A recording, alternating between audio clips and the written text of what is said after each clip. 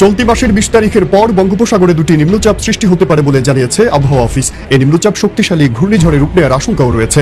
এদিকে এই মাসের শেষের দিকে বাংলাদেশের উপকূলীয় অঞ্চলে আঘাত হানতে পারে বলে আভাস দেওয়া হয়েছে। ভারতীয় আবহাওয়াবিদরা জানান, এই ঘূর্ণিঝড়টি আইলার চেয়েও ভয়ঙ্কর তাণ্ডব চালাতে পারে স্থলভাগে। ওয়ালটন এসিতে ইনস্টলেশন একদম ফ্রি। 2010 সালের 25 মে বাংলাদেশে আঘাত হেনেছিল ঘূর্ণিঝড় আইলা। এতে লন্ডভন্ড হয়ে পড়ে উপকূলবর্তী এলাকা। ব্যাপক ক্ষয়ক্ষতি দেখেছে দেশের জনসাধারণ। তবে ভয়ঙ্কর সেই ঘটনার পুনরাবৃত্তি ঘটতে পারে চলতি মাসেই। আবারও আছড়ে পড়তে পারে ভয়ঙ্কর ঘূর্ণিঝড়। এ তথ্য জানিয়েছে ভারতীয় আবহাওয়া অধিদপ্তর। দেশটির একটি গণমাধ্যম জানায়, আগামী 24 মে বঙ্গোপসাগর থেকে শক্তি বাড়িয়ে বাংলাদেশের উপকূলের দিকে ধেয়ে আসতে পারে এবং ব্যাপক ক্ষয়ক্ষতিও হতে পারে উপকূলীয় এলাকায়।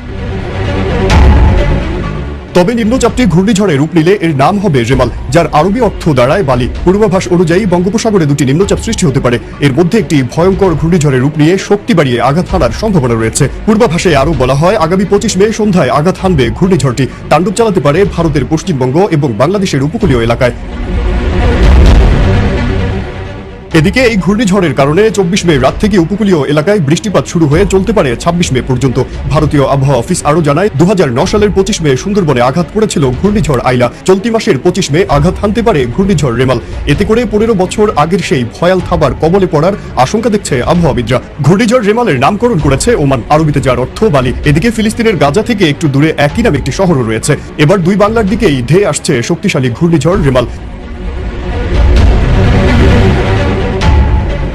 এছাড়া সারা দেশে মৃদু থেকে মাঝারি ধরনের তাপপ্রবাহ বয়ে যাচ্ছে।